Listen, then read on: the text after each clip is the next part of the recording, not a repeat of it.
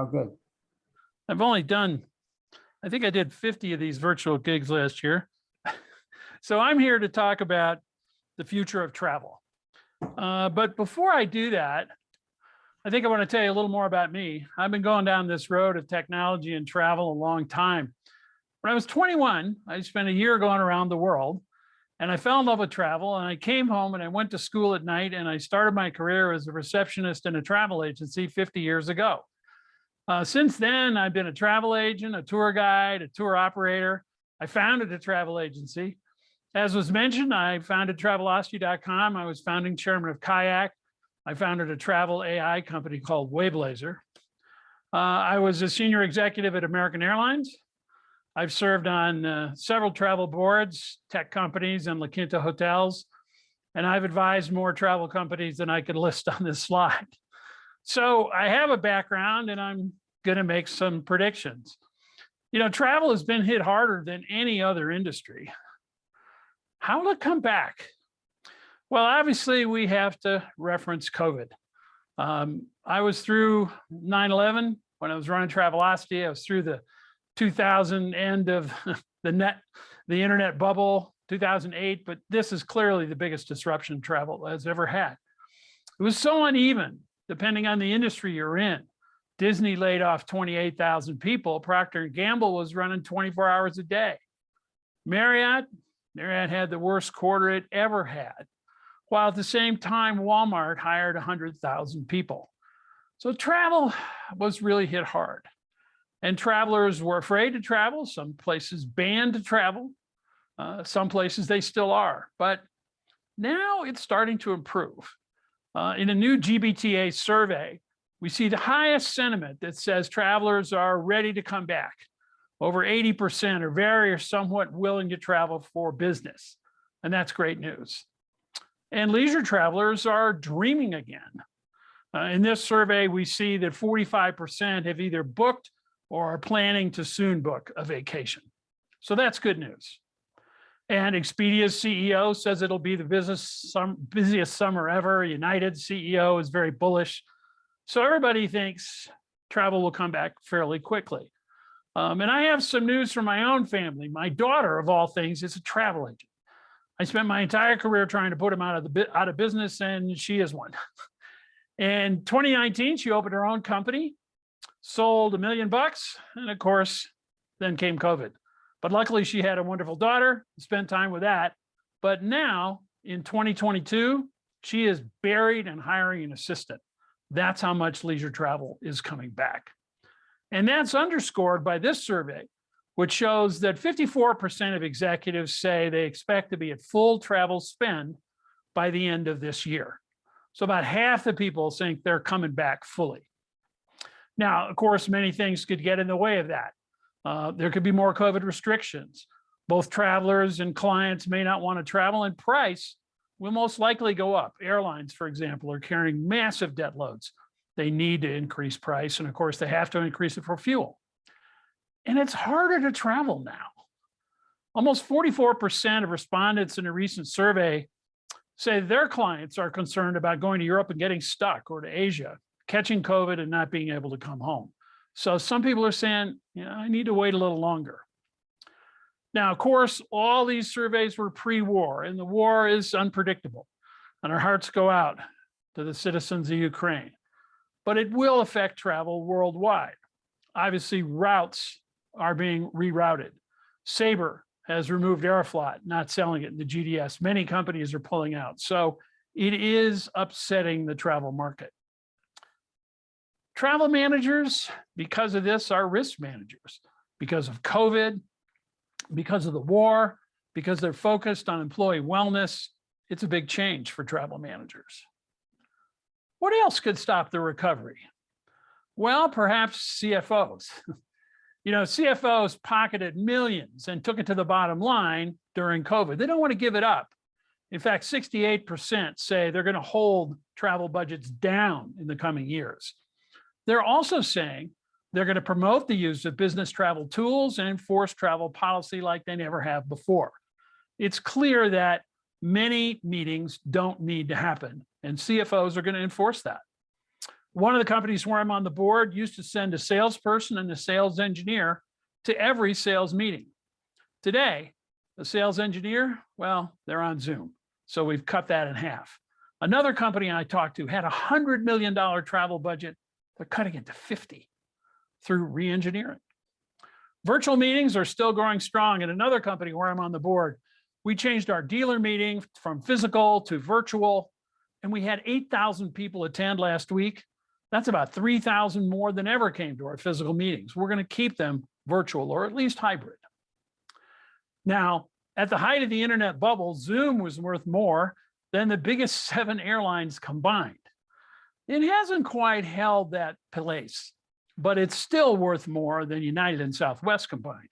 So I don't think that Zoom is going away, and business travel will take a long time to come back to full capacity.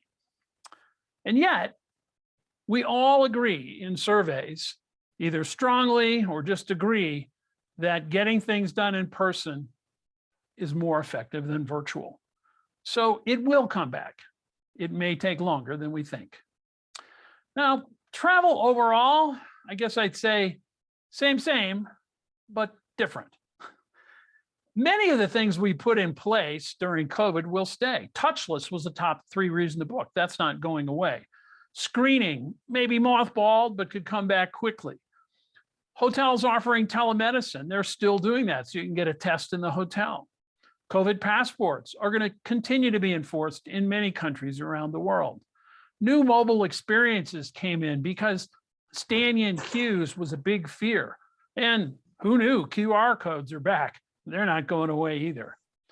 Goodbye to change fees. They're gone. I think they'll come back eventually. Airlines want that revenue, but they're going to let travelers be flexible for the foreseeable future. Meetings, yes, in-person meetings are back somewhat. As a speaker, I'm getting booked a little bit, but nowhere near as much as I used to. But hybrid meetings will continue. People complain they're a little more expensive to operate, but in the end, you get more attendees. None of that we did was wasted. And some of it, I think, will continue, even if consumers aren't too happy about it. We don't go back. You know, the TSA came in place many years ago after 9/11. It's still with us. We don't go back. Think about service cutbacks. Many hotels closed their restaurants and instead have partnered with people like DoorDash. And consumers like it a lot. They get more choice. They can eat in their room. And if you do still have room service, it doesn't come in a silver bowl. It comes in a bag today, but it still costs $100. And don't wait for them to make a sculpture out of your towel. Your room probably won't be cleaned in many hotels who have decided they can cut that back unless the consumer demands it. Hotels are even redesigning for the new era. They're eliminating carpets. They're improving outside air in their HVAC. Contactless, more outdoor venues, self-service food. Those are trends came in during the pandemic that will continue. Now, what about other trends? What else is going on in travel? Well, as I said, travel has gotten more complicated. So certainly on the leisure side, we're seeing much more use of advisors. They're more essential. We need to know what's happening. We want instant access to COVID data. And that's top of the line here in this survey, getting timely information about travel procedures, knowing how the policy has changed, staying healthy, understanding what's going on so I can be safe when I travel, because 62% want to minimize their risk of infection. They're also concerned about flight delays and flight cancellations and missed connections because it's darn hard to restart an airline. I worked at one for 20 years. Getting them out of the desert, getting them recertified, getting pilots recertified, getting people to come back to work, it's been quite difficult. Now, cities are not as popular as they were in travel before. Outdoor travel is booming. That's where people want to be. They want to be outdoors because they see it as safe. They're changing their behavior of how they travel. They don't want to travel in groups anymore. They want to travel alone because they feel it's safer. Or they want to travel in their bubble, just their family. We'll travel together, we'll stay at an Airbnb, and that's why Airbnb summer bookings are up almost 25% over 2019. Safety first. People are advertising, hey, we're safe. Puerto Rico says we're 80% vaccinated. Come here and there's no COVID test to go home. Experiential travel was big before COVID. It's even bigger now. People want an experience. In fact, almost 80% of millennials prefer to spend on an experience rather than buy a good. So we need to plan more experiential travel. We need more navigators, started by Airbnb, picked up by Marriott, great guides who can give us that experience we want to have. It's not about staying in the hotel. It's about the experience I have when I get there. Workation, bleisure, that's a weird word, but business and leisure travel is being mixed all the time because I can work from anywhere today. We just were talking to the panel, and many of the panel members have moved during COVID to new and maybe rural destinations. Bucket list travel. People said, I've lost 2 or 3 years. I'm not going to let that happen again. I'm going to do my bucket list, and I'm going to do it with my family. So multi-generational family also exponentially on the rise. Longer stays. When they go, people are staying longer, maybe because it's bleisure, right? Royal Caribbean is launching a 274-day cruise. Shoot me, I couldn't do that, but there are longer stays coming. No. Return of the honeymoon.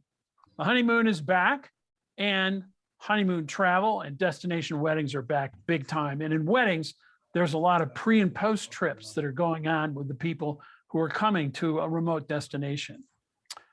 So consumers have a pent-up desire to start traveling again. It's revenge travel. That's what's going on today. We also have to understand that consumers want to be treated as an individual, and there are many new segments available now. So eco travel, foodie travel, LGBTQ, seniors, adventure, all these segments are growing fast, and there are startups around each of them. Sustainability, also very important. 92% of business travelers are concerned about travel and its impact on the environment. And in fact, 80% want their company to offset their travel emissions, 80%. Here in this ESG graph, you can see that companies are trying to reduce travel. They're trying to change meetings so people travel less. They're reducing frequency of business travel, all because ESG is a big topic in all the boards, certainly the boards I'm on. And there are APIs to make that offset easy. I'm an investor in Choose, a company that allows you to easily build carbon offset into the checkout cart of any travel site.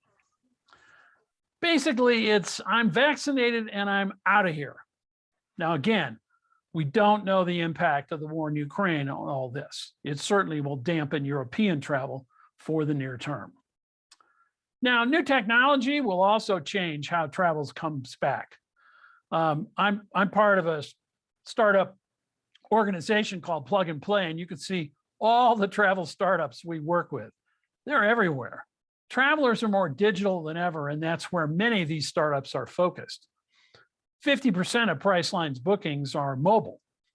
And we've seen a big trend in mobile, mobile-only last-minute hotel, tweet your concierge, tweet for service. Hilton, you can use mobile check-in, you can pick your room, you can check out with mobile, and they better look out because unless they improve that app, no one will know they have the best restaurant in town, or they're right next to a ski hill and have a deal. Our mobile experiences need to be holistic. 5G will give us even more speed and more mobile apps.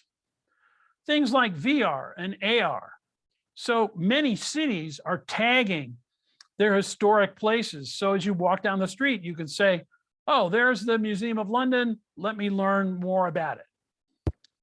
Or you can go into the Pantheon and see what it actually looked like when it was built. Here's another example. Seatmaps.com, also called Quicket.io, is producing these augmented seat maps.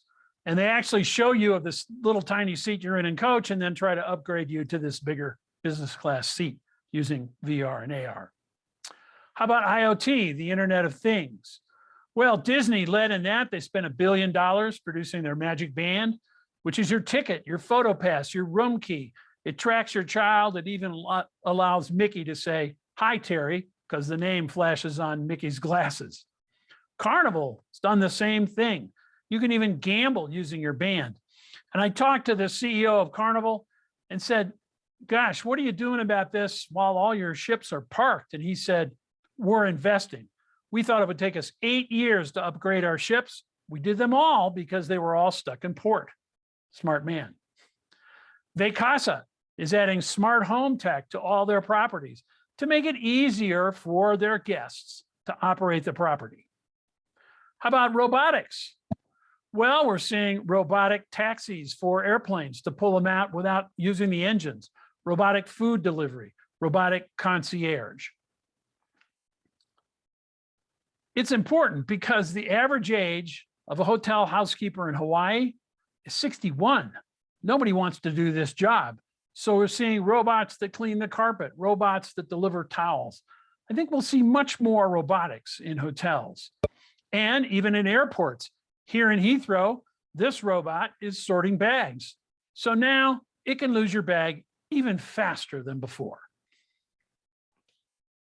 One way to stop that from happening, a new trackable bag tag adopted by Lufthansa, Swissair, and others allows you to program that bag tag from your boarding pass, use it over and over again, just drop your bag off and you can track it during the whole journey.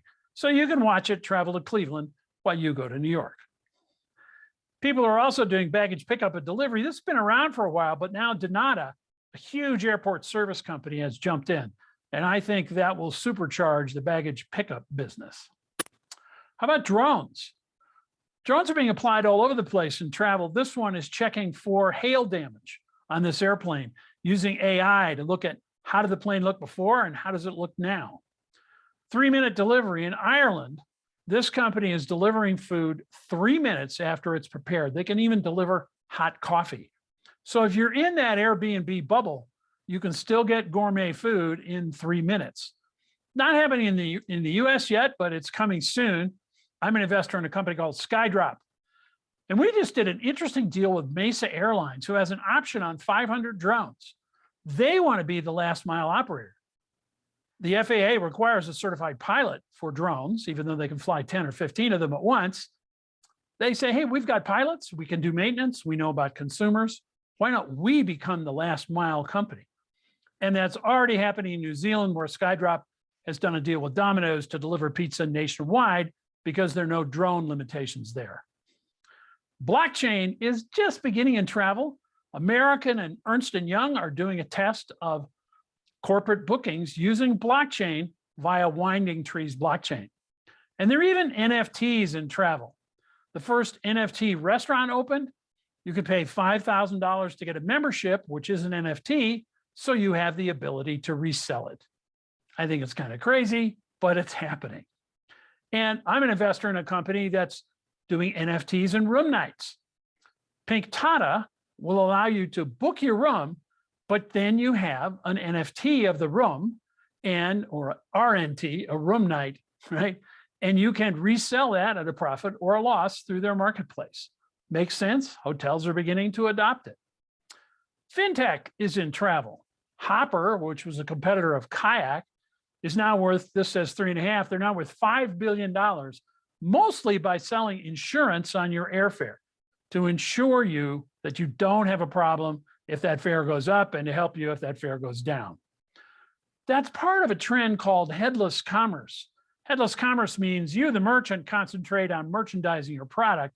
We'll work on the cart, the checkout, payment, all those things that get in the way of the sale. So my friend Brian Barth started Uplift, one of the big buy now, pay laters, headless commerce company. They're in the cart, they let you pay later.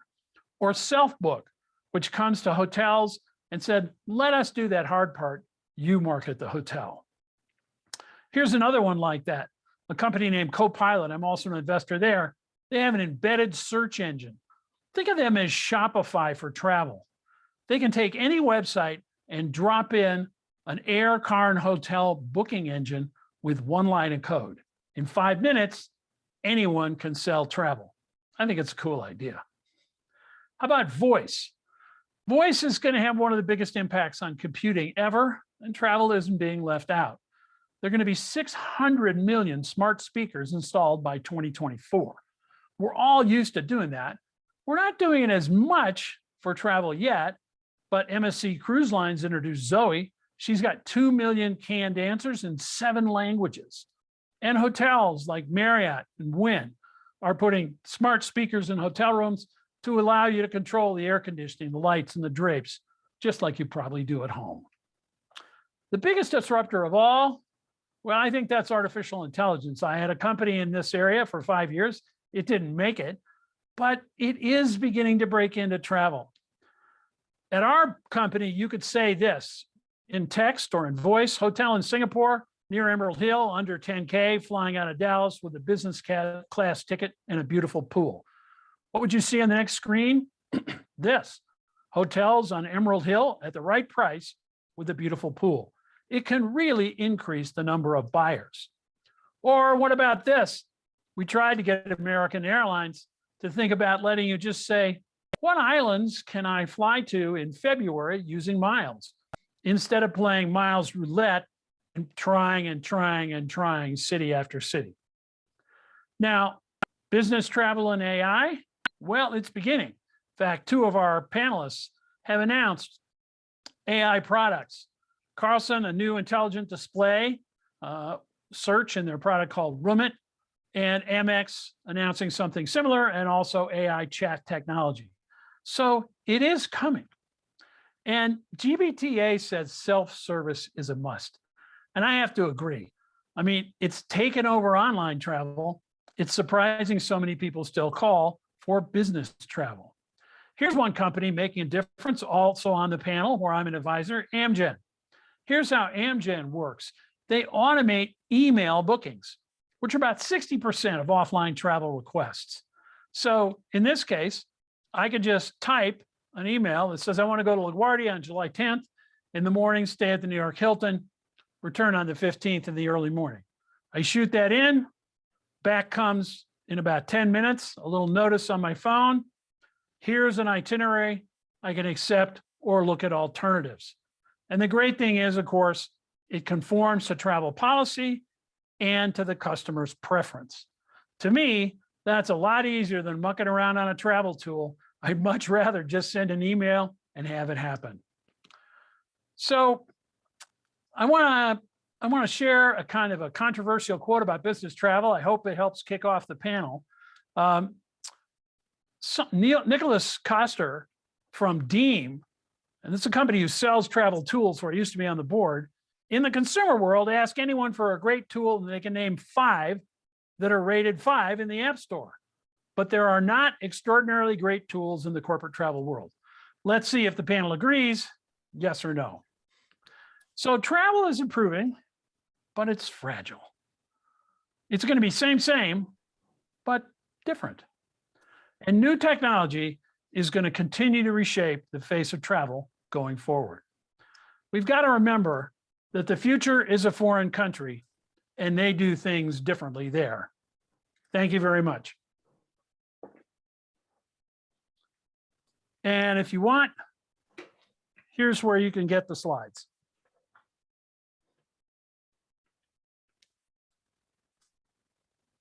Thanks.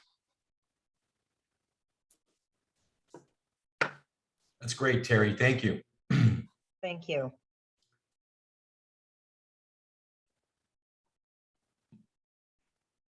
Mark, I guess we're going to move into the panel now. That's fine. And yep. I had a work from home moment right there, Mike. So, but I watched 90% of it. Terry, how many slides did you go through? Well, it's probably 100. You could do it. Hey, well, if you watch a movie, it's 16 a second. So I need to learn from you. It's good to see you. Yeah, let's move on, Mike. Go ahead. Well, I sorry, Mark, are you going to facilitate the panel or?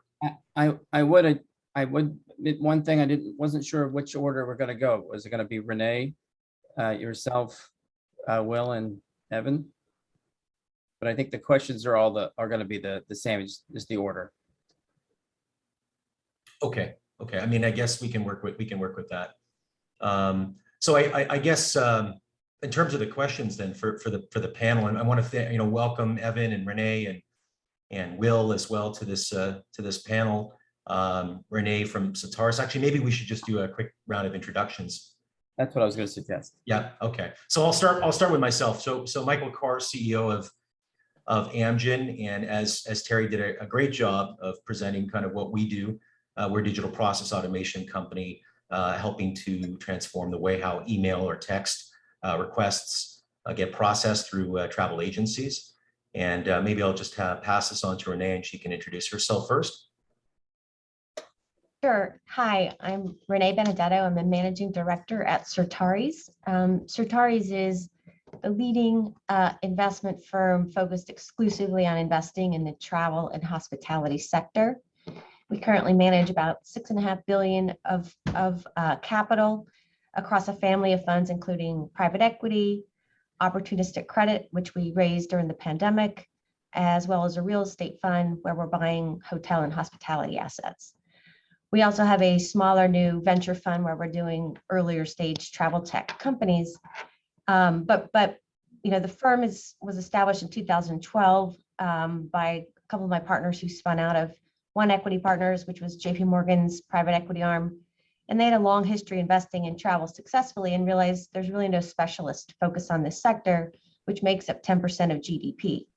So formed Certares really to be a strategic investor. And we now have a collection of about 30 companies in our portfolio, a lot of sort of leading brands across the categories, from American Express Business Travel, who's also a panelist on this call, which is the largest corporate travel management company in the world. We invested in TripAdvisor in the beginning of the pandemic. We helped take Hertz out of bankruptcy and relisted it last year. And then we own luxury river cruise assets. We own the largest luxury travel agency. We own adventure tour companies, experiential travel company called Getaway. So a lot of the themes and trends that Terry mentioned have been focus areas for us as well. But I think we try to be very strategic, and we collectively control about 100 billion of travel spend across our portfolio of companies. So if we buy hotels or cruise, we can help shift demand from our distribution assets to assets that we own to create unique value across the portfolio. Great. Thank you, Renee. Maybe Will, you'd like to go next? Sure.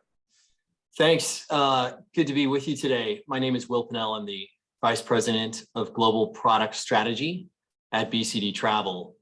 Bcd Travel is one of the largest travel management companies in the world, based in Utrecht, out of the Netherlands, with offices all around the world. We have about 12,000 employees.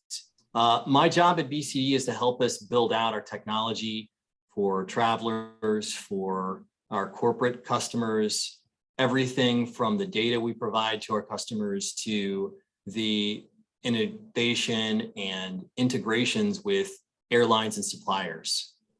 So my perspective here today is going to be one in which I've had 7 or 8 years of experience at BCD. I previously was with Sabre, where I was the director of mobile technology and strategy. And then I had my own software business for a number of years.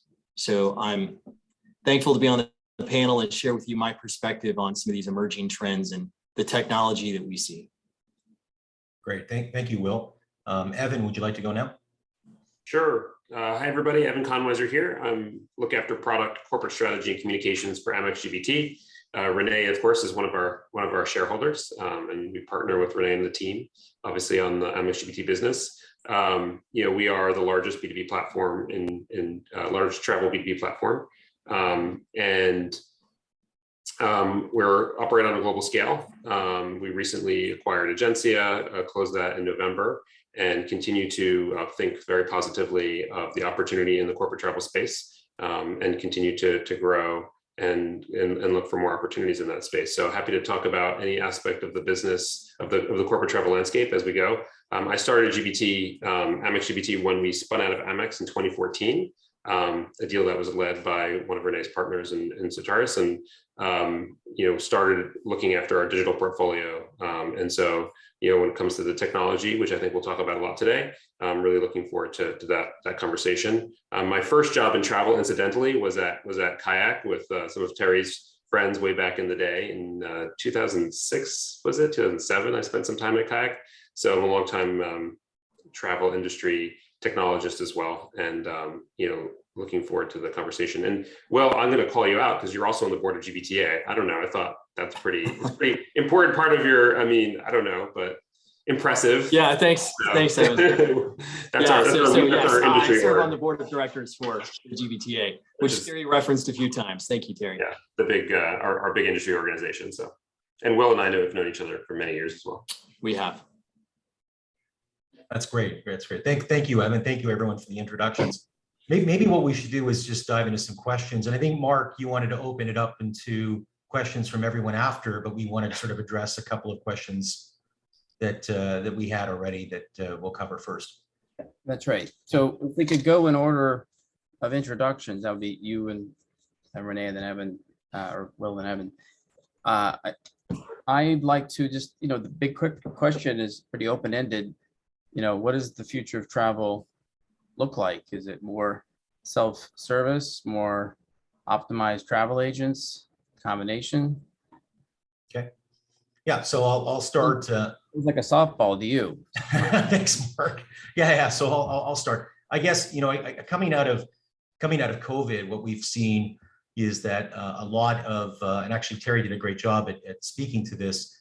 That travelers are looking for agents to help them because there's a lot of uncertainty. There's a lot of concern out there. So what we've seen is, and we service and work with travel agencies. We're not an agency, we're a technology provider, but we've seen that agents are actually or have played a more important role in travel during COVID, and we suspect it will continue to do so post COVID. But we think that self-service is still important. We still believe that business travelers in particular want, they want solutions that are quick. They want simple solutions. They want to know as well that even an agent is standing behind that technology, that if there is a problem, they can call that agent and that agent can help them.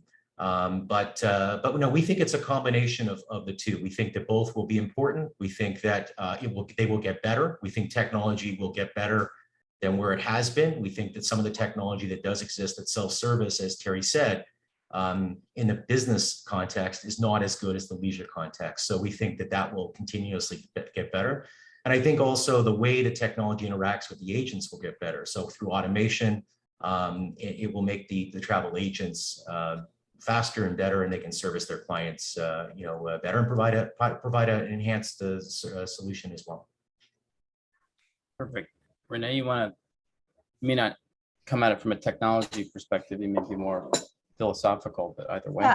I mean, we own, I would say, a lot of old school travel agencies, which we don't believe are going away. I think we've seen definitely through the pandemic, the increased need, the complexity of travel, given all of the restrictions and testing requirements and cancellation policies and getting refunds. So it's much more complicated. And so we are seeing more demand. That all being said, there have to be processes that are optimized, and AI tools, other things that streamline these communication with the customer. So mobile chat, the AI that really is a chat bot that can probably get through 90% of the questions without having to touch an agent, but obviously gets escalated once you need.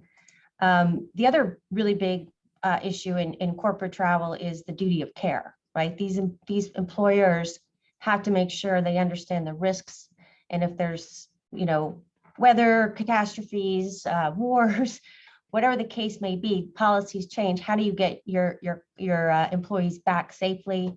And so that is still very, very important, and even more so important in this day and age. And there's data and tools that are helping to optimize sort of this monitoring solutions for duty of care as well. So travel agents aren't going away, but agree that everyone needs to invest in technology to make it a better customer experience. Great. So Will or Evan, want to go next? Sure, I'll go. Yeah, I'll follow up and just say, I think the question in and of itself, when we talk about travel agents, I think the word agent implies the facilitation of a transaction. And, I think increasingly agents, the value they offer is more than just a transaction. These things are becoming more complex. Reservation requests can be relatively straightforward, but I think the companies that we have like Amgen, which has been referenced and Mike spoke to, are automating some of these things, which have been relatively complex for years and years and years. And so, I think when we think about the difference between self-serve and a travel agent, we think a lot about, hey, what do we do that can be more personalized? And I think it needs to be more personalized. It needs to be, as Terry alluded to there, I think as we led into the panel, it has to be more consumer-like. It has to be better with your business trips. Your business trips should look and feel more like the trips that you take for leisure. And so, I think corporate travel has the benefit of context. You know what company someone is working for, where they've been in the past. And so I think those things lend themselves well to, frankly, just a better service experience. Because I think business travelers, they want to feel as though the service providers are anticipating their needs, that they're able to provide a more frictionless experience, and whether that's booking offline with an agent or using self-service tools. And so I think what we'll start to see over the next few years is, as companies continue to invest in technology, you're going to see better and better experiences for corporate travelers than you ever have been, because I think there's a growing focus on getting it right. Otherwise, travelers will find themselves using consumer-like tools. Great. Evan? Yeah, just to build, the answer I think that we're all saying is there's a cocktail of human and technology that continues to morph and move and evolve and expand as technology becomes more available and builds to solve for travel use cases. And that cocktail is going to create the best traveler experiences, right? It's got to be both. It's got to be people and it's got to be technology. Now, if you think about how the market evolved, you go back 20 years, 30 years to the advent of online travel, folks like Terry were, pioneers of online travel. Travel was very offline, meaning agent facilitation. You had to have a PhD to book something, right? In the 90s, as things got online, and we built through the .com, we built the online travel agency, the OTA, and we built corporate booking tools for companies. And that was very online. And those companies by design had very poor service because they were cost-focused transaction machines, right? So you have this gulf between, okay, I can talk to somebody, but it feels like it's the 1970s calling, or I go online, but God forbid I need help and I'm screwed. So that's the way the industry has evolved, both in the leisure space, especially over the last 20 years. But now we're starting to see those come together, and there to be interesting, innovative solutions that really can marry the both of both people and technology. And there's massive value for customers in that. Now, interestingly enough, the TMCs, the travel management companies like BCD and Amex GBT, we've been doing the online-offline hybrid for a long time. In fact, we're sort of the originators of the online-offline. You could book online, but then call an agent and get really good service, or vice versa. But bringing those platforms together and really creating that perfect cocktail, I think using whether it's Amgen technology, other AI tools, various omni-channel, through any channel, is really, I think, where we continue to build the platforms around. And that's ultimately, I think, that drives, will drive the most value for customers. And as Will said, the context and personalization around that data, will create better experiences. I think this idea that we want to book like consumer travel, on the one hand, yes, of course, we want it to be easy and simple. But consumer travel has its own problems that business travel doesn't. Like, where do I want to go? And 90% of the investment in leisure travel is discovery, right? Like, is it the right place and is it the right hotel? Where in business travel, it's a bit more focused around logistics, around the best flight in and out, the best place to stay in that environment, the best place for dinner, perhaps. And so you're solving for different problems. The other thing in a business travel environment, let's be clear, it's not your money, it's the company's money. And as a result of that, business travel systems have been designed not to help you do anything you want, but to stop you from doing anything you want, and to get you to do what the company would prefer you to do, such that you solve the fiduciary needs of the company and you're not completely unhappy with how that trip is coming, right? Now, that's morphing as companies realize that in a war on talent, right? Or I think war is the wrong word today. In the fight for best talent, right? Like you need to solve wellness, you need to solve, the blending of leisure, you need to solve different problems for companies. And so we're seeing that paradigm shift. But I hate, business travel can be a punching bag to some degree of experience. But honestly, I don't think that's earned in the right way. I think what we need to do, though, is sort of leapfrog by bringing the right technology together to create great contextual experiences, as Will was talking about, and maybe not focus on duplicating the same solutions from leisure, but just create really amazing experiences that leverage the best of humans and tech. Evan, could I add? I love your cocktail analogy.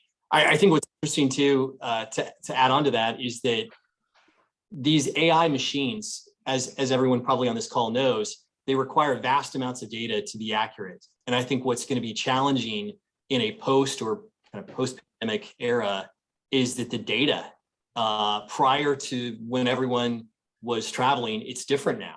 And I think if you start to build algorithms and harvest data from the past for machine learning and try to get something that looks and feels more like what a travel agent would provide, you're going to fail, because the past purchases and any kind of activity from the past, it's not a good indicator of what's happening in the future. It's just not the case with corporate travel. And so I think, past travel patterns, past travel routes have evaporated. I think those things have gone by the wayside. And I think there's just going to be a new normal emerging. And it's going to take us another 12 to 18 months of getting started. As Terry said, let's restart, let's get back on the road before we can then look back and say, okay, how do we make intelligent predictions on the way in which service is going to have to happen? So, I think that cocktail analogy is a good one, because it is a balancing act. Yeah, I don't disagree, Will. I think also from a TMC standpoint, we're solving slightly different problems than some of the leisure and OTAs are solving. And I think this is another thing. The bot is the punching bag in many industries of bad experiences, right? Like, nobody wants a bot when they're trying to get their bill from Verizon, right? Like, you're never going to get it, no corporate traveler, let alone a corporate travel customer, wants to get in sort of the bot hell, right? From a high service provider like an Amex GBT or a BCD Travel. And so what we do, and well, I'm sure similar, you can tell me, but what we do is we're human backward into bot, right? So like, we have travel, and we call them travel counselors, to Will's point before, not travel agents in our industry. And that's really important. So we work from travel counselor backwards and automate and create data both for the counselor as well as for the traveler to create efficiency in that flow. We're not in a position like many OTAs where you don't have counselors. And so you're just saying, can I create bots to do as much as possible? And if the traveler gets pissed off, I'm not sure I care that much, right? And I think, or I'm looking at it as a cost play. I mean, sure, it's a cost play for us too in many ways, but it's a much more multi-dimensional, and there's much more opportunity there. And I think I won't say that buys us that 12 or 18 months per se, Will, to your point, but I think it's a very different mindset of creating really amazing customer experiences from agent backward versus automation forward. Let me before I mean, you and Will could keep going back and forth on this clearly. Sure, we could. But let's there's actually the first question was a softball for Mike. This might be your softball, and we'll go in reverse order with you, Evan. So it's how do business travel companies like Amex, BCD, and others remain relevant, ... in the world of trip actions and travel perks? Who you want to start with that? Me? Sure. I mean, it's bullshit. How do they remain relevant in a world of COVID? I mean, come on. Like, what are you even talking about? I mean, I sort of reject the question on its surface. I mean, we did $39 billion of travel volume in 2019. We released our earnings from full year 2021 this morning. You can read them if you want. But like, the service, the powerful backing of certainly us and Amex GBT, the brand promise, the service behind it, from client managers to travel counselors to the compliance framework. I mean, look at the environment we're living in. COVID travel, sanctions across the globe, changing on a literal like minute to minute basis. How can you not afford to have a TMC at your back if you're putting your employees, your most valuable asset, on the road? Certainly internationally and even domestically to a certain point, in 2022, right? So listen, we have companies like ours that have built from service, the same sort of paradigm I mentioned, from service to technology, right? Thousands of agents, thousands of counselors answering the phone, working chat and emails, and then building in technology to create more self-service. And listen, that's an inherent weakness because we've had to catch up over the last 10 years on what that has meant from a tech standpoint. And then you have, some new entrants that are tech first and they're trying to figure out an operation. I mean, I liken to what Agencia went through when Agencia was founded, 15 years ago. Agencia, it took them, they spun out of Expedia as a digital first business travel solution. I think it took them 2 or 3 years before they bought a real travel agency that they knew they needed to get the DNA, the service, the operational expertise of a real travel agency. It took Trip Actions, I think, 6 years or 7 years to figure out they needed, and now they've bought 2, now they've bought 3. So I think, listen, you can go from tech to operation, or you go from operation to tech. Pick your poison. But in 2022, given given the ability to create technology and the super fast, and the way that whether it's AI like an Amgen or whether other technologies are creating, I would certainly place my bet on a company that understands travel and operations, building a lot of incredible technology, over a company that has maybe some good technology built from scratch, but is still scrambling to figure out what a global operation even means. Fair enough. Well, I'll just I agree wholeheartedly. I think the misnomer and mischaracterization of companies like American Express Business Travel and BCD relative to startups is that because we're large companies and have been around, that we're not innovative. And I think it's fair to say that the larger a company becomes a client of ours, the more complex, right, their environment is in which they operate. The companies that we service and that Evan services, these are demanding multinational corporations that are doing business in many regions of the world. They're doing business in many countries, currencies, GDS systems, languages, multi-service centers. These are complex companies, and they expect the TMC to be able to provide fairly sophisticated services that are not just technology on a website. And as a general rule of thumb, I think, smaller TMCs service smaller clients, or at least clients that have relatively simple travel policies. And, the companies you mentioned, I think it's relatively easy to say, when you want to innovate, there's a handful of clients for a handful of regions using kind of a brand new technology stack. And I think for larger companies like ours to remain relevant, we have to continue to look for ways to simplify our platforms, to be able to continue to innovate by either building the technology ourselves that you hear a lot about from Travel Perks and Travel Bank and Trip Actions. There's a whole host of these companies out there, by either building it, buying it, partnering with someone to do it, or working with third parties in the marketplace. And so I think most of the larger TMCs are, they're employing all of the above. So Renee or Mike, you could answer that question, or maybe TMC specific, and or a little wider, because we've been talking about data and how you see the value of data across the industry. Renee, do you want to go next? Yeah, sure. So, data clearly is a big driver in what we do in our industry, both when we're making investments.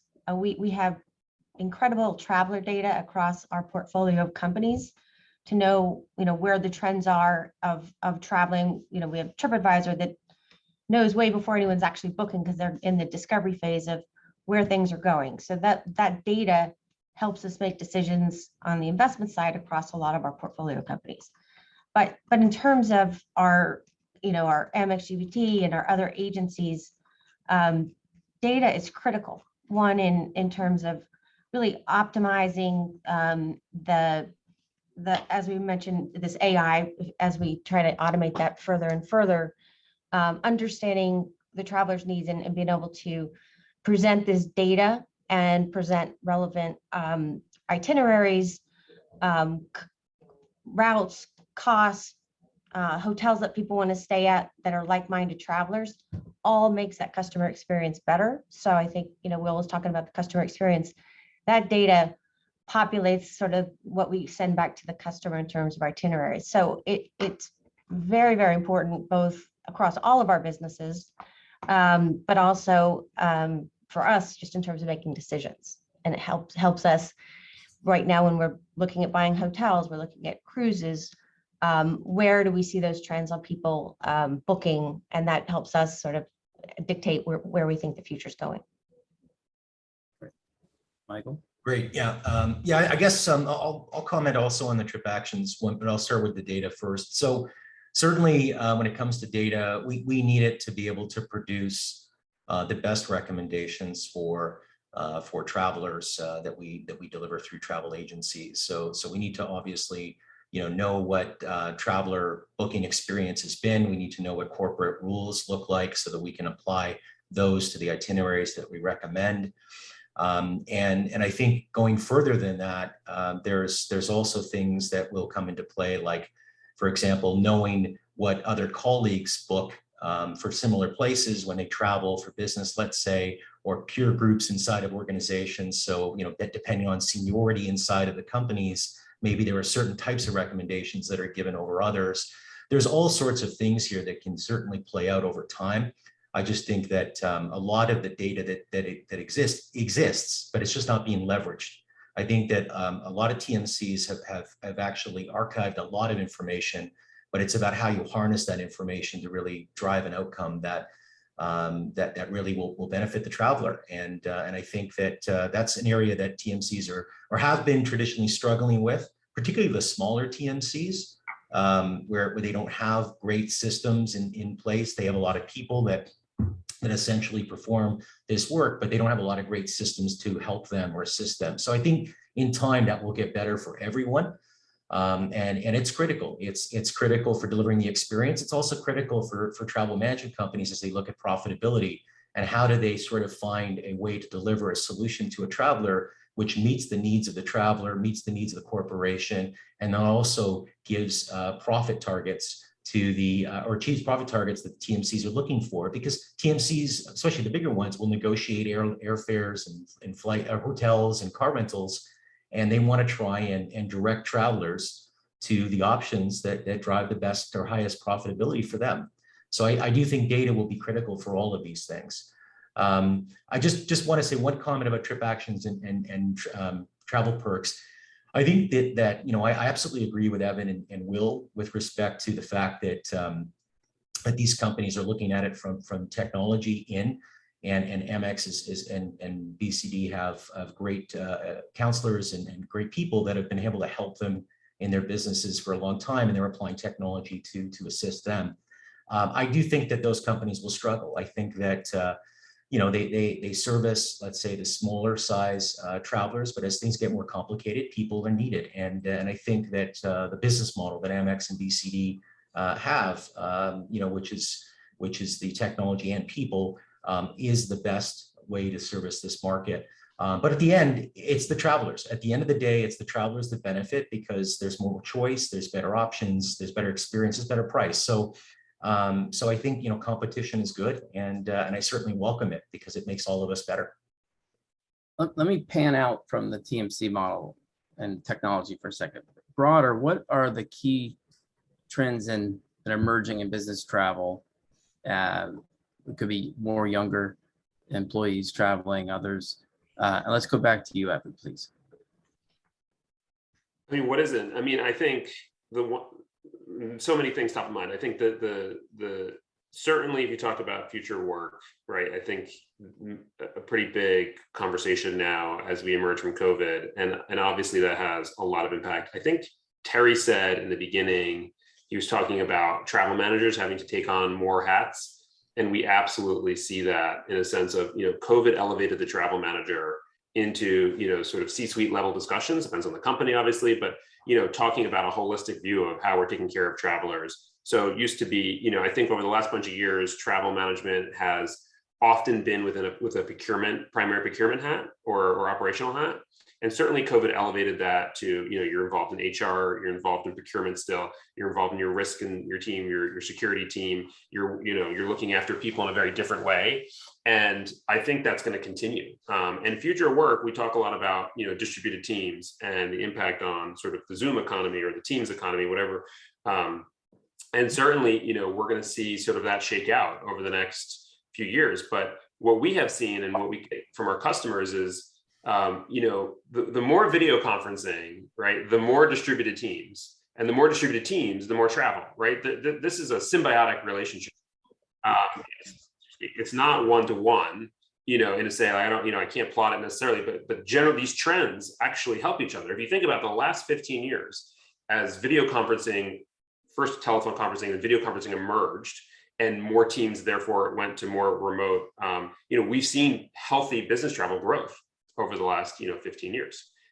And so there's a lot of symbiotic relationship between that. And so that sometimes means different travel patterns though, right? It means maybe different people traveling. Now you have a lot of remote. So one big customer I was hearing about this morning, actually, they're giving employees who work remote now an opportunity to stay remote and an opportunity to go visit an office, a few times a year. Those are people that used to commute every day and never travel. Now they're traveling 3 or 4 times a year, let's say.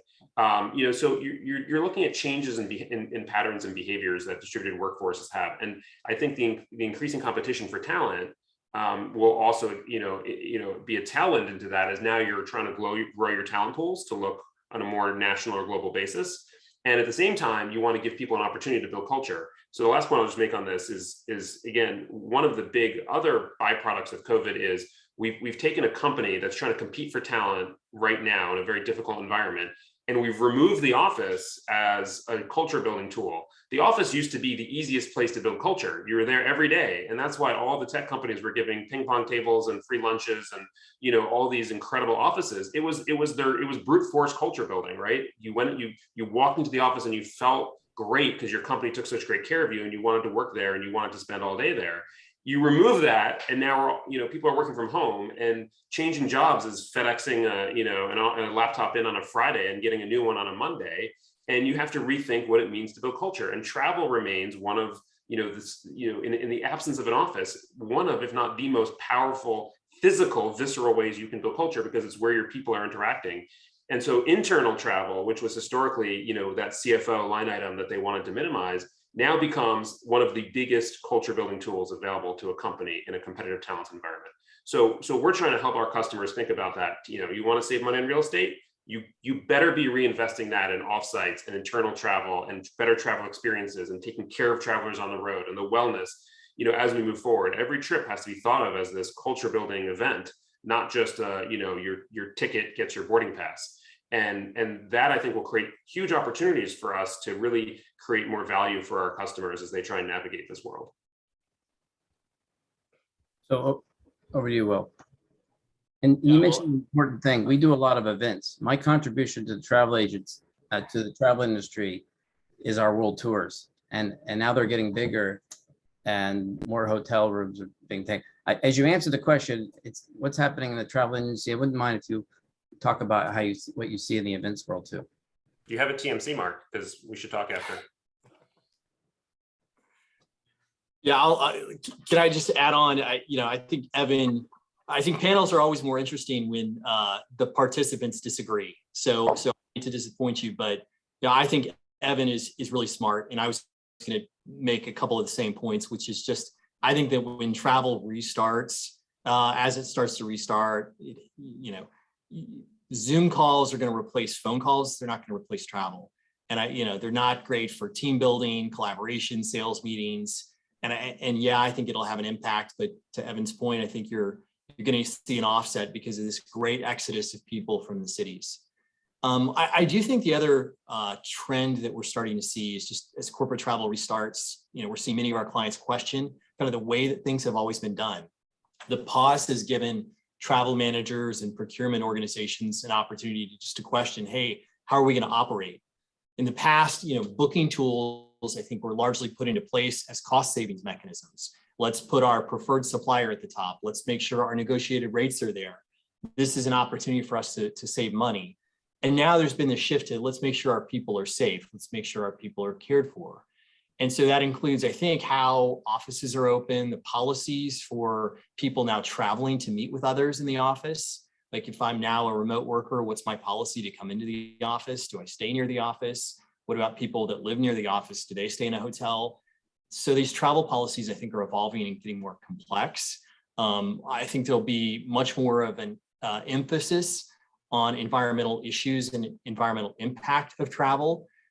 We have a lot of clients, I know Evan does as well, consultancies where travel is a large part of their corporation's environmental footprint. And so if they want to reduce their CO2, the only way to do that is by cutting travel.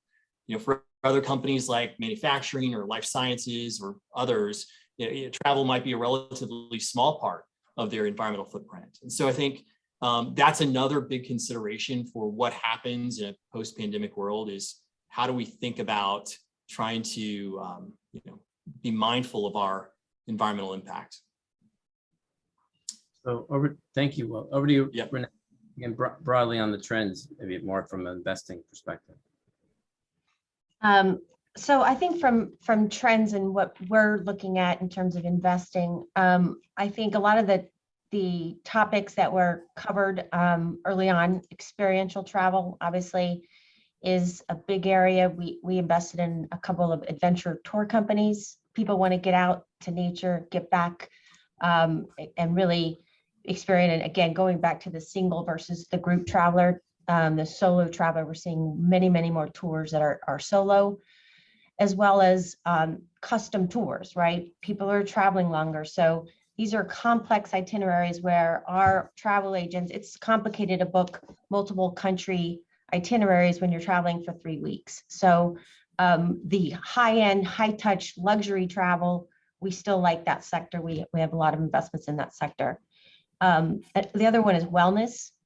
Wellness travel is becoming, bigger and bigger. I think that the mental issues that are coming out of the pandemic is causing really an uplift in people going to spas, retreats. Even corporate travel is trying to, encourage a lot more wellness packages. Cruise ships are partnering with wellness companies like Gwyneth Paltrow Goop just launched a cruise collaboration that it's really all focused on well-being and health. Peloton is doing that in the health and cruise space. So that is very much another trend that we like. In terms of mobility, that is another sector. The electrification, we invested in Hertz, and we announced we're buying 100,000 Teslas, and we're electrifying the fleet. Going back to everybody's concerned about ESG and sustainable energy, anything that touches sort of the EV space has been obviously gotten a lot of crazy attention. Can you see me? I think my monitor just went dead. Yeah. Okay. You're good. And so there's a lot of sort of technology companies that are focusing on the mobility space. And so I'd say those are some of the key things that we're spending time on. Perfect. Just one thing, Mark, to add. I know you're going to open this up. I guess the other area that we've seen, and a lot of this is because of COVID, but expected it'll probably continue, is cancellations, exchanges, changes that occur, and that's something that's quite complex, and it's something that I think has driven a lot of the need for additional agents during COVID, and probably will continue beyond. Because it's not easy to do cancellations or changes. Actually, mostly really the changes. It's time consuming for agents, and it's time consuming for the travelers. So there's a way to automate that and to improve that experience. Great. I'm going to open it up. I do want a quick thought. I was mentioning events, and today many companies and schools in New York area don't have masks policies in place. So I feel like the events business is going to start to, so like what I'm seeing in travel is booming as we approach summer, and I see the event space booming, about to boom. Do you think with a more distributed workforce, we'll have more events, a need for more events, or to make up for that corporate culture Mark, gap? let me jump in on that one. Sure. Terry. I'm a professional speaker is one of the things I do. And fourth quarter looks like it's going to be pretty strong. And I do think you'll see more events. Evan's point, and I can underscore this. I was with a whole bunch of tech folks in Austin over the weekend. They've all moved to different places, and they all are having to get back together to build the company culture. So they have to be close to some office. And I think we're going to see more meetings like that. The one-day trip to Europe is probably out. That's a Zoom call now. But I think that the panel was right on, that these people who never traveled and only commuted will now travel toward some culture building event. And we saw that at IBM. We saw it at Yahoo. When they wanted to change the culture, they canceled remote work and brought it back in the office because it's the only way you can change it. So I think you're right. Others?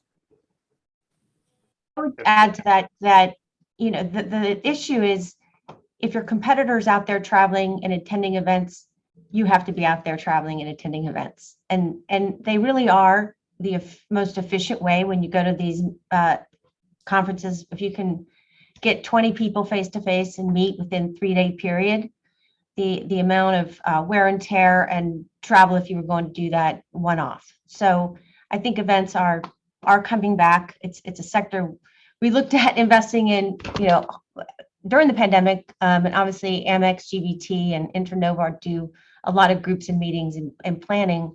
Obviously, it was probably the hardest hit sector with the longest recovery because no company wanted to be the first out there to put people at risk and be the super spreader event. But they are coming back. We did invest in a company called ETC Venues, which is like Convene. If people have been to the Convene spaces, they're big in the UK and have some locations here in the US. Cool. And we're starting to see a big pickup in bookings at our sites. And I think to the point of a lot of it is people remote coming in and doing these couple-day sessions in person. So, but you don't want to be the one that's not traveling to the events when your competitors are. Good point. Questions from the audience?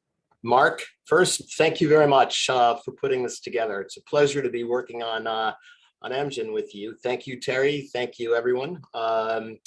Question for Renee. With all of the different ways of trying to solve a problem in travel, technology driven, how do you evaluate at the margin, what is the best or what is complementary to other best technologies, best practices? I think we obviously have a lot of touch points within the travel ecosystem of companies that we own, right? So as we look across the portfolio, we create sort of best practices and understand what one of our companies is doing and can we transfer that technology to another one of our companies and help save development resources across the portfolio because these help our companies collectively.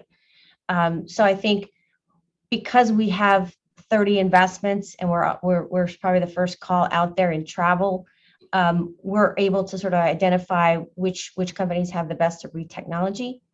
The other thing we do, and we often call Evan here on the phone when we see travel technology companies to vet it, and we call our portfolio companies and say, what do you think about this? Is this an opportunity for American Express business travel? Hertz, for example, we just did an early venture investment in a company called UFO Drive, which is automating the electric vehicle car rental process. And it's a whole software technology solution that Hertz will be using as we roll out more and more Teslas. But before we invest in those, we always say how much value could be created within the portfolio if we deploy these technologies. So I think we have a sort of unique angle where we'll talk to our portfolio companies and vet them before we make the investments in those technologies. Fascinating. Thank you very much. Excellent. Thank you. Michael Fields, you had a question about co-living? Yes, I come across kind of the co-living space maybe about 6 years ago with a company called Outside, but it was more for the gig economy and kind of for the people that didn't have to be in the office. Obviously, that pre and post COVID, the world has changed. It seems to be an increasing trend in terms of a hybrid of the Airbnb, the hotel, the longer term leases, and even just in reference to if employees only have to come to the office 1 or 2 days a week, why not live somewhere else and then come towards the center and use co-living? And just out of curiosity, is this something that you all have been kind of factoring into your templates of I guess from both a corporate standpoint or a trend of just would love to kind of hear from your perspective as to where does this fit on is this a travel real estate play, or is this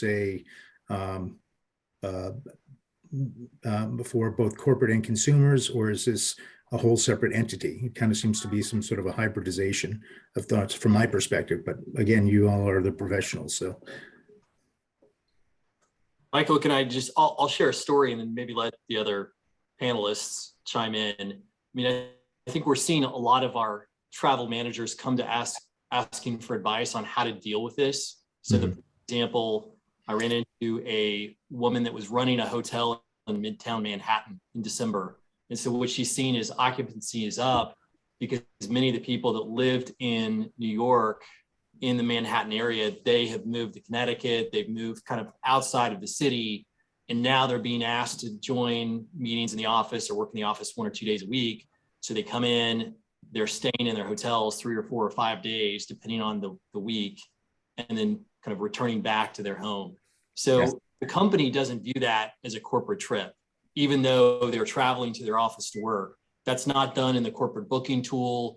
Duty of care, people aren't monitoring that hotel to make sure those people are safe. And so now, is this something is that a business trip, or is that a personal trip, even though that personal trip you're spending time in the office is part of it? So I think it's created a lot of questions. I think it's left a lot of opportunities. I think that's why you see Airbnb doing well with these hybrids, because a lot of these bookings are taking place outside of the traditional corporate travel programs. Yeah, I would echo what Will said. I think we still have to figure this out. It's a spectrum between, the hotel use case, the Airbnb or the VRBO or the rental use case, and sort of these maybe new opportunities like an Outside, who are looking at sort of productizing it. I liken it also to like what Salesforce is doing with their, they think they bought a ranch in California. They're turning into a whole place for them to visit. Both on the corporate and on the leisure side, you see this spectrum between sort of specialized all the way to sort of making existing tools work for yourself. And I think travel managers are definitely figuring it out. People are definitely figuring out what's going to work for them. The answer is going to be, I think, all of the above. I don't think one model here is going to emerge. It's funny because I look at the trends and I get, this idea that, listen, I'm a COVID cliche. I moved from Manhattan to Tampa during COVID, where my wife is from. And now I'm commuting around and, going around. So I'm sort of one of those folks. The flip side is, right, like I have 2 little kids. A majority of the working population has kids. And like those of you who have kids or have had kids can appreciate you're just not that mobile, like you're not just going to work in Zimbabwe for 3 weeks in the middle of the school year. Maybe, some people will, or maybe you'll do it once in a bunch of years. So I think, this has to shake out and see what's in certain demographics, in certain areas, and certain things. We're definitely going to see some new things emerge. I think Renee talked about the convenes, the ETC. This is really fascinating, right? This is a new way of real estate play for office. That's not a specialized play, but that's trying to solve like a more specialized versus a hotel ballroom. So it's going to be fascinating to see how all these shape out. I think the long and short of it is it's interesting, but we need the investment community and some of these startups, some of these players to help, to really, give us the opportunity for people to kind of walk the walk and see where, these solutions end up landing over the course of the next 12 months. Mark, I've got to ask this question. It's relevant, I guess, for all the panelists and of course the attendees. As business travel returns, what do you, excuse me? Well, I want to make sure everybody gets a chance to ask questions. You mind just pausing that one? Okay, if you know what the question is. I don't know what it is, but I just want to make sure we get everybody involved. Well, then I'm going to put it in the chat for everybody to see. How about that? Great. So, Mark, I'd like to ask Ms. Benedetto a question, if I may. Today, Renee. Sure. So, with regard to Centaurus's investment strategy, is the focus on equity, partial equity investing, and or full acquisition? So our real estate fund so far, we've made 6 investments in hotels. And I think a fair majority we bought 100%. In a couple cases, we did have a JV operating partner where they put some capital in, but we still were the majority investor in the capital. So we can, really control the ultimate outcome. We will look at, I think opportunistically, we could buy debt. There's other ways that we can structure. We could do preferred equity. So we do have flexibility to play up and down the balance sheet. But our real estate fund primarily is focused on sort of majority investments in hotels. Across the fund, we have other pockets of capital. We have a credit distressed opportunistic fund, which we can do a little bit more creative in terms of how we structure our investments. But happy to have a conversation with you offline to give you more insights. Okay. Are you any geo area adverse?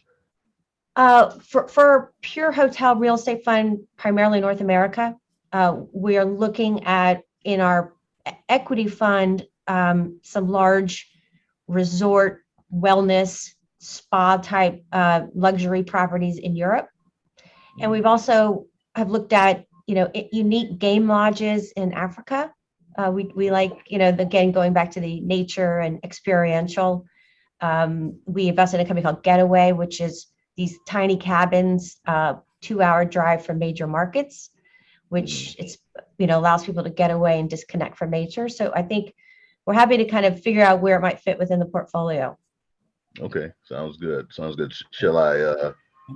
Yeah, I'll send you my email, or I think I put it in the text. Thank Other you. questions? Thank you, Mark. Yep. Other questions? I've got a quick one, Mark. Akshay here.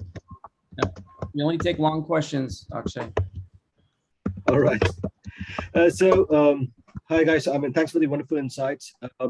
My question to you folks is, are you seeing? I'm obviously seeing. I'm sure you're seeing a lot of new ventures come up in subsectors of sectors that you already defined so beautifully, like Kayak.com, Expedia, and stuff. But there are subsectors, companies that are specializing in trying to cater to a certain demographic within those industries, like specifically focused on family travel and old age travel, etc., elderly travel, etc. And they're kind of trying to work with groups like Expedia to use their inventory, but kind of create filters. Basically, do you think that's going to be a recurring theme? Is there really a huge market potential there, or is it just going to kind of fizzle out over time? Because some of these bigger companies could also create smarter filters and essentially eat them out. No, I'll answer from my perspective. I definitely think that there's a trend in that. There are companies that are focused on this multi-generational travel, for example, that are putting together these packages. A company called Tauk, which has these generational travel packages that connect, grandparents with kids. My grandparents taken my sons on a couple of these, and they're great. And I think you're going to see more and more trend for the generational travel. I do think, again, the wellness is another. There's a couple of companies that are starting, online OTAs that are focused all just on the wellness travel and retreats and yoga retreats. There are, on the adventure side, we invested in a company called G Adventures, which, is targeted more at the younger millennial generation that want more adventurous tours. We've seen interesting ones focused on women. There's a lot of women solo travel opportunities, and that's, I think, a big trend too. Women feel comfortable traveling with other women. And in solo, that's the biggest part of the solo is actually women solo travelers. So I do think there's opportunities in figuring out how they plug and play within the broader OTA ecosystem. Is I think still to be determined. And I jump in there and say, I think they will exist. Many traditional tour operators will sell those products. I don't think we're going to see billion-dollar companies doing this. These are niche companies that'll be nice small businesses. Maybe they'll get acquired, or maybe they'll be a lifestyle business. So they're, if you're looking for a big hit, no. If you're looking for a nice little business, yes. Thank you. Other questions? Well, as you mentioned, kind of the cross generation. John Packer's going to get mad at me because I'm letting you speak. The second question. Pause for a second. Anyone else before John or Mike speak? Yes, I'm going to ask another question, Mark. It's a little bit to the Bishop Terry. How do you see the private jets and in the future, the small planes also arriving in the travel industry? Because with COVID, we saw some private jets, but it's still a mess organizing business travel or also leisure travels through with private jets, knowing that this is going to be also with electrical planes and hybrid planes, which are going to be smaller. This is going to be a sustainable solution somewhere. How is this happening in the future? How do you see it? You know, a lot of people have stepped in and tried to change the software business for private jets. There are a couple that are gaining some traction there. So it'll be interesting to see if somebody can build sort of the global distribution system of private jets. It's been tried many times. It should happen, but it hasn't happened yet. We've also seen people take private jets and try to make them into commuter airlines. I was part of one of those that failed. So that's been a tough road as well. On the other hand, you know, we're seeing these VTOL planes. Are we going to see more as people are out in the suburbs? Are we going to see these VTOL planes becoming commuter planes? Are we going to see that happening? I think there's a lot going on between drones and the vertical takeoff planes that could change how people commute and where they land. So, you know, maybe we'll see more mix in that, but certainly more people took private during COVID. It was introduced to more people. So like Zoom, you know, since once I've tried it, I like it. Will we see more private jet travel? Yeah, probably we will. Okay, thank you. Other questions, comments? You want me to ask my question now? Go for it. Sure. Wait, Harjeet's coming off. Harjeet? Okay. No, I just wanted to make a comment. We have about 550 startups, and some of them, their revenue went down. They raised their Series A, and then their revenue went down. Two businesses. One is a company called LVH, Luxury Villa Homes. These were luxury travels. During the pandemic, their revenue went almost to nil. Somebody was doing about $15-16 million annual revenue, nosedived. Then we know how fascinating the business was. We personally, as a company, invested in that business. We're a technology development shop. We take tech for equity. So we invested. Now they're doing about $30 million in ARR. And, you know, they're only some of the most interesting billionaires, millionaires, and, you know, sovereign wealth funds or, royal families out of Middle East. They travel with this particular company. Another company that did really well is a company called Hungary. They were in the corporate catering space where they were delivering to offices. All of this, that went down. Hungary raised Series A before the pandemic. Revenue hit, nosedived. So they put, if you see what happened during the NFL season or NFL games, they tied a partnership with NFL. Then they started tying partnership with corporations to distribute meals to their houses, right? So we live in that in that era, is that you innovate as you go. But I just wanted to see if there are other interesting businesses like you guys have that struggled during the pandemic from the panelists, and that is doing quite well right now, as everyone is doing well now. Travel panel.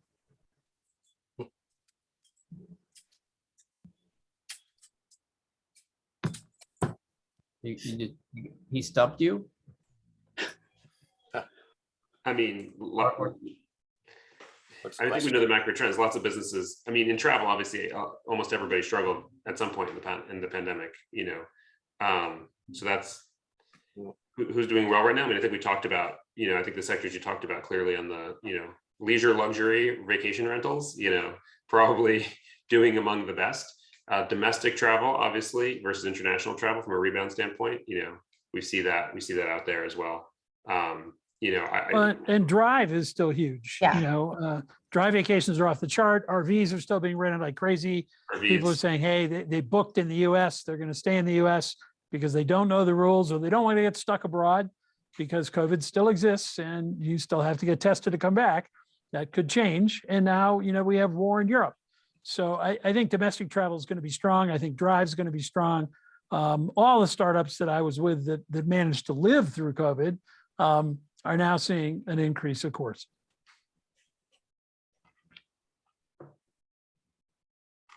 Interesting. Others?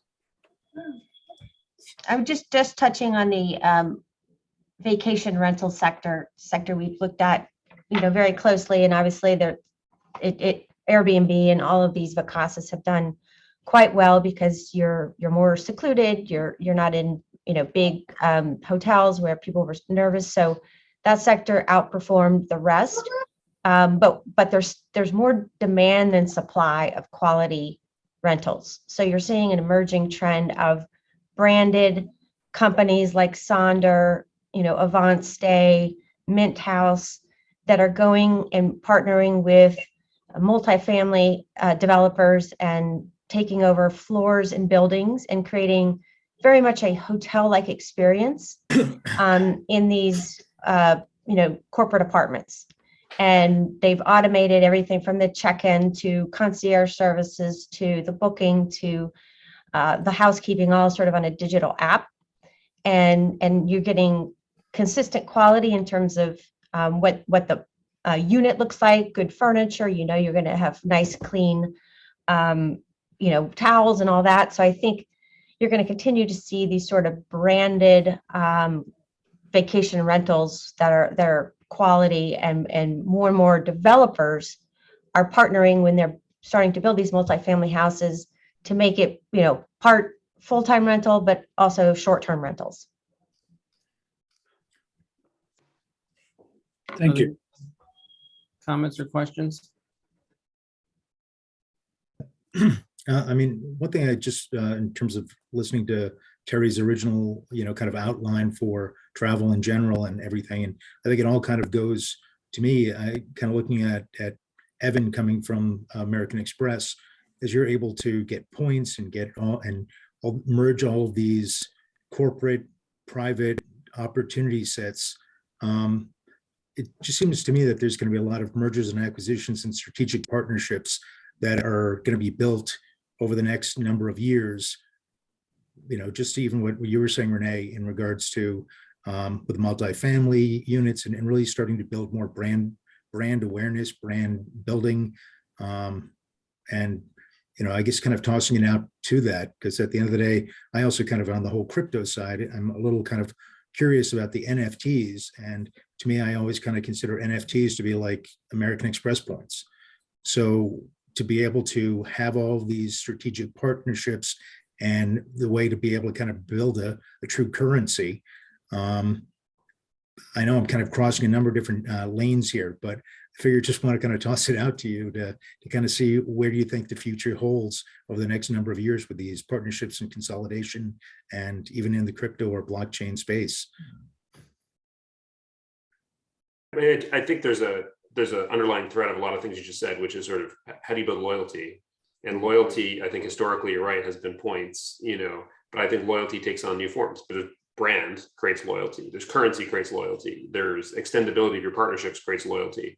Obviously, the comprehensiveness of your value prop can create some loyalty, and certainly loyalty in both in the corporate space, customers and travelers, in the leisure space, travelers, decision makers, is definitely something that the industry is going to be taking fresh looks at, given the tools that are available to us today. And I think COVID, for all of the disruption and the pain, right? I think ultimately will, how do I say this? There's a bit of a forest fire effect here, right? Where you're going to grow back greener and find new ways and new opportunities and new paths and be a healthier, stronger industry with better traveler experiences and better value props for both, customers, suppliers, travel buyers. So, maybe that's a bit of a high level genericized answer, but suffice to say, there's a lot of interest out there in trying to figure out how some of these technologies are going to play into sort of the next decade of growth. The other thing, Michael, we haven't touched on today, and I think we're almost out of time, but is the consolidation of just corporate travel with financial companies. You're seeing a lot of banks start to invest, US Bank, JP Morgan Chase, in corporate travel, largely because of the data play and the consolidation of the finances on the back end. More and more of the corporate travel is going kind of full T&E, so that the expense side of corporate travel, you get insight into how is a company spending its money, how do you make effectively a process which today is incredibly painful in filling out expense reports, consolidating, using corporate cards. How do you think about virtual payments? How do you think about, other elements of kind of the financial piece? Again, we don't have time to talk about it today, but you're seeing a lot of acquisitions by banks in this space. And I guess just the one thing to add to that is, as you mentioned, it's more from the corporate side of the banks, but knowing on the private wealth side and the wealth management, when you're dealing with the multi-generational groups, going to Renee's comments about talk and their experiential, I do think that, the same infrastructure could provide the same tools to what they're offering to their corporate clients, to what they potentially could be offering to their families, their, wealth management, and additional services, whether it's a private banking or what have you. And I know that there's a lot of kind of overlap and connectivity here. So, but it's interesting to hear both sides of using the same almost technology infrastructure that could be used on one side of a organization and the other, both consumer and corporate.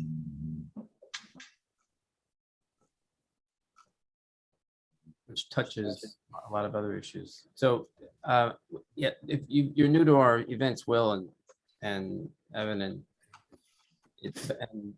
Terry, to some extent, it's like what we happened when we did the Los Angeles Athletic Club. We sort of linger here, so there's no super hard stop, and so we always keep the extra half hour open. We usually do breakouts, but this was fascinating. I was thinking, you mentioned experiential, Michael. Meow Wolf raised a couple $100 million, and they right before COVID. Now they're opening up. They're doing amusement parks. Seeing a lot of experiential on our investment platform. 2 of them right now. How is that a maybe Renee, Will or Mike? It's too easy of a softball for Terry. Experiential as a driver. Well, I think it's a huge driver, and I had those facts about millennials who prefer experience to buying goods, and that's why you saw Marriott finally wake up after Airbnb got those navigators to say maybe people don't want to stay in our hotel, maybe they have to stay in a hotel to do what they want to do. Why don't we participate in what they want to do? And so more and more hotels are figuring that out. I think they have to really focus on their mobile product because, as I said, mobile allows me to book, check in, pay, select my room, check out, never see a person.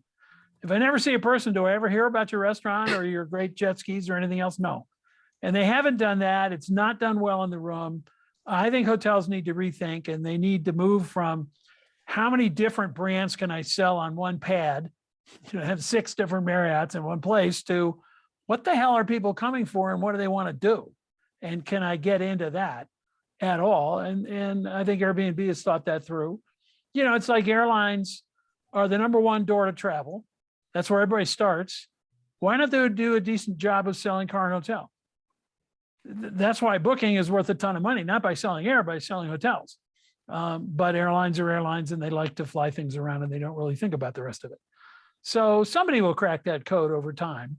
But it's a very important code, and particularly now when people have lost time during the pandemic, they want to catch up with multi-generational experiences.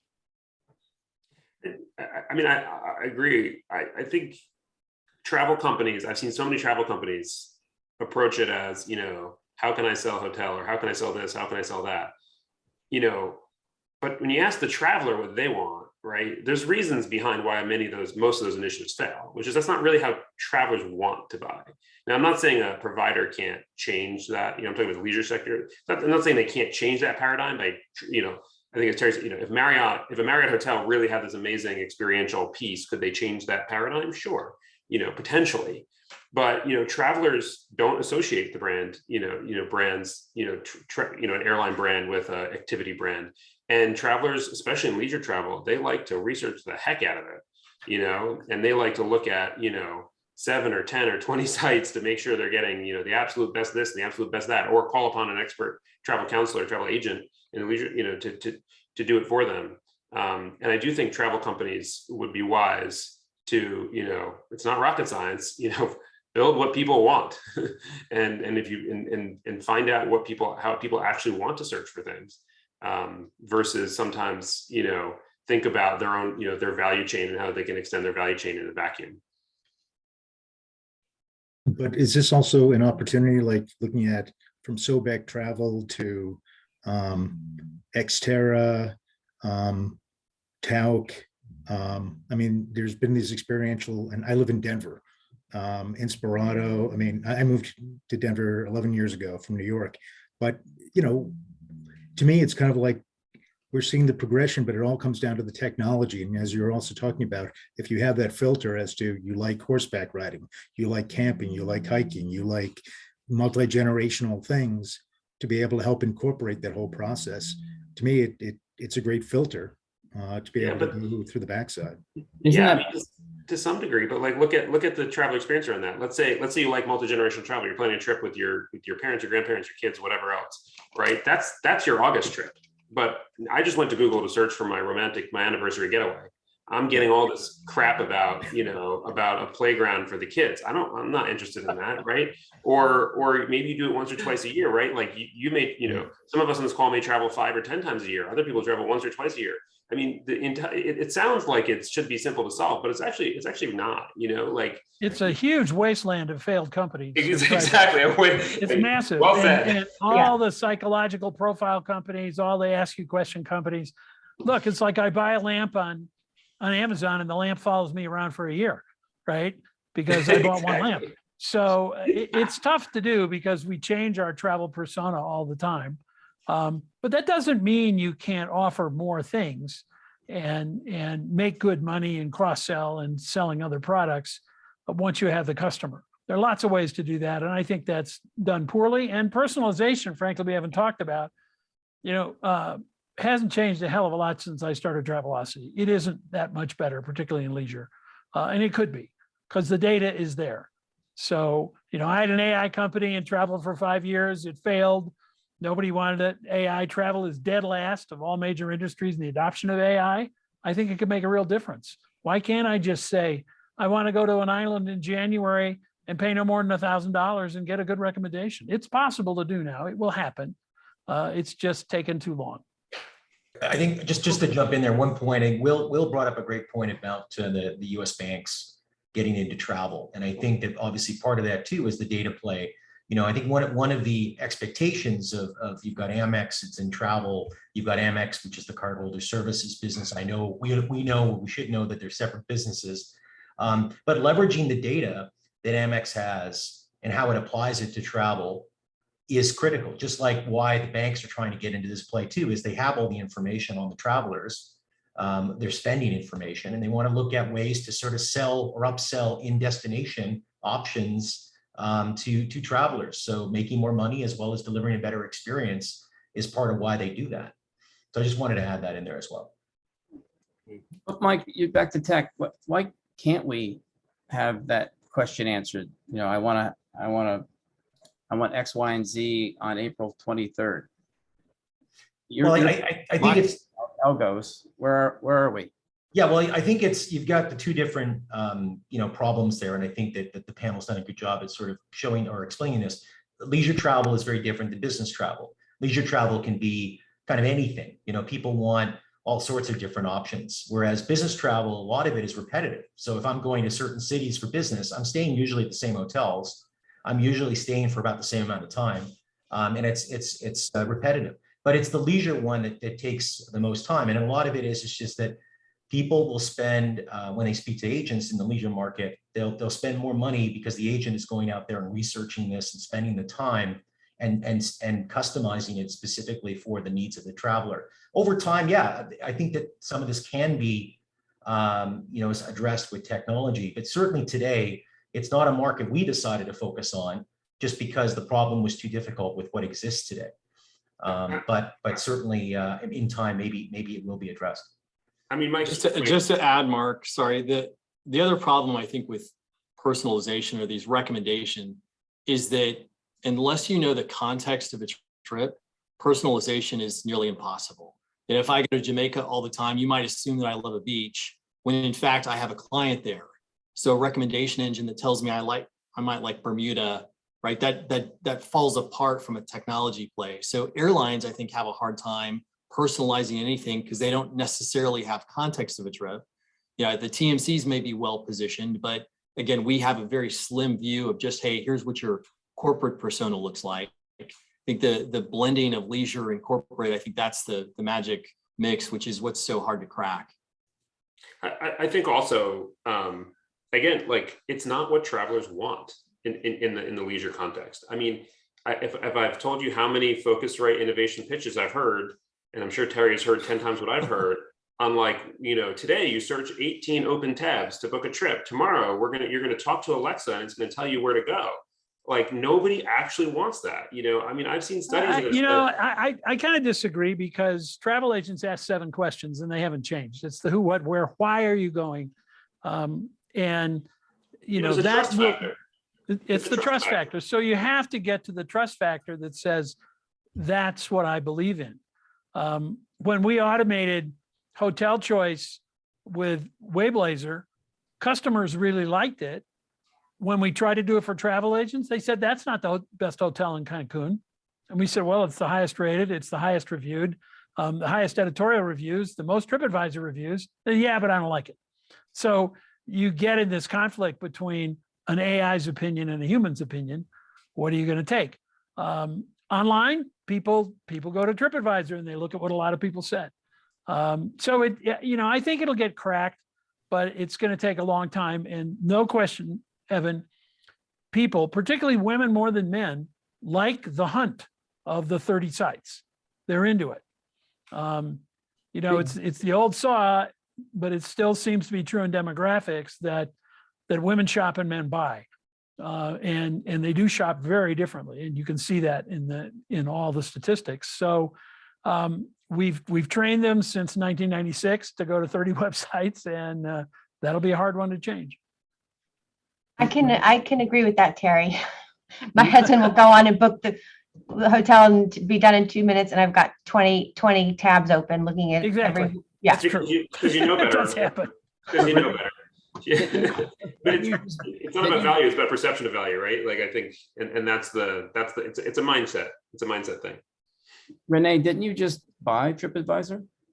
we made a large investment at the beginning of the pandemic in TripAdvisor, and that they have, it just surpassed 1 billion reviews, and it's still the largest travel platform where 70% of the people somehow end up on TripAdvisor when they're looking and booking a vacation. And they have 450 million unique users a month that come to their site to do research and plan travel. And the data they have there, and this is going back to the personalization, and it's not there yet, but you would think they know if I'm traveling with a family and I'm looking for family travel with 4 people, whatnot, and I went to Africa this year, someone should harvest that data and say, okay, well, this was around spring break. They've got 2 kids, so let's suggest a trip to the Galapagos next year, because that's probably other travelers that have done the same thing want that. And being proactive at sort of recommending that